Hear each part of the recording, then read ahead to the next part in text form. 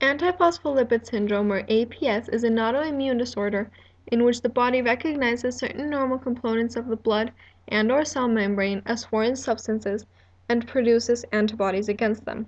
The term primary phospholipid syndrome is used when the APS occurs without the presence of any other autoimmune disorders. APS can also occur in the presence of systemic lupus erythematosus, or SLE, in which case the term secondary antiphospholipid syndrome is used.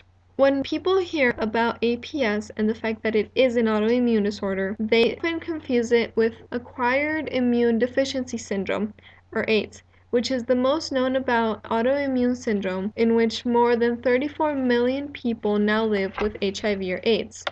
1 to 5% of the current population is believed to have APS. 15 to 20% of all blood clot cases in large veins or deep vein thrombosis and blood clots that go to the lungs or pulmonary embolisms are due to APS. APS is a huge health concern for women. 75 to 90% of those affected by APS are female. It can lead to pregnancy-related complications like miscarriages, stillbirths, preterm delivery, or preeclampsia. 10 to 25% of women with recurrent miscarriages have the disorder. Some women can have trouble getting pregnant. The pregnancies are thought to be lost because of blood clots that form in the placenta and starve the baby of nutrition. Blood clots that develop in the placenta can cause fetal growth problems, fetal distress, preterm pregnancy, pregnancy loss, or stillbirth.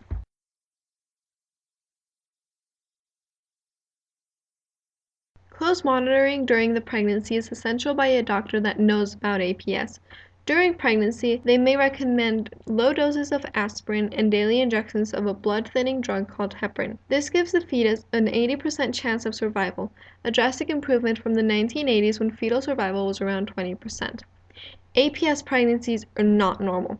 The normal expectancy term is 40 weeks. In APS, it's more common to have a baby between 30 or 35 weeks and weighing 3 to 5 pounds.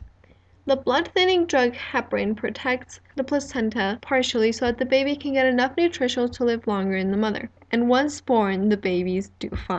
In rare cases, APS leads to rapid organ failure due to generalized thrombosis. This is termed catastrophic antiphospholipid syndrome, or CAPS. It is associated with a high risk of death, and lack of knowledge or awareness results in needless suffering of a person with APS. Misdiagnosis and/or delayed diagnosis usually result in damage to vital organs. Antiphospholipid syndrome is diagnosed with blood tests. Doctors use a combination of clinical symptoms such as blood clots in veins, deep vein thrombosis, DVT, blood clots that go to the lungs, blood clots in arteries, miscarriages which can occur at any stage of pregnancy, preeclampsia, fetal growth retardation, premature delivery, heart attacks, and strokes. The common blood tests for diagnosing antiphospholipid antibodies are anti-cardoplin antibody tests, lupus anticoagulant, a panel of blood clotting tests that may include the dilute of viper venom, and antibodies B2 testing. There is no cure for APS. The usual treatment for patients who have it have blood clot anticoagulant therapy. This is generally successful in preventing further clots. For women with APS that have had miscarriages and have not had prior blood clot, the usual anticoagulant therapy during pregnancy increases the chances of a successful outcome. Some patients have had high antibodies and no clinical manifestation. Those individuals are generally treated with aspirin, which reduces the risk of blood clots by making the plates less sticky.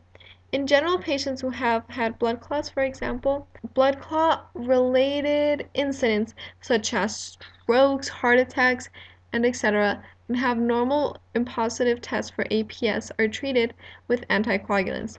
Discontinuing the treatment after a long time, like 6 months, can be very dangerous for some patients. In patients with a history of blood clots, its antibodies. In patients with low history of blood clots, its antibodies may disappear after a certain period of time.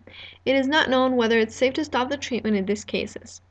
There is no evidence that there are any genetic predispositions for this disease, and if treated and diagnosed quickly, those affected can live a full life. The etiology of APS is, however, still unknown. Most autoimmune diseases, or AID, have a genetic background, but this hereditary component is not as obvious as diseases which are transferred from a parent to his children in half or a quarter of the cases. On the other hand, it is relatively common that members of the same family have different AIDs. The conclusions of the genetic research in the field of primary APS are that the syndrome is significantly different from systemic lupus erythematosus, or SLE, even though it may occur in the same presence.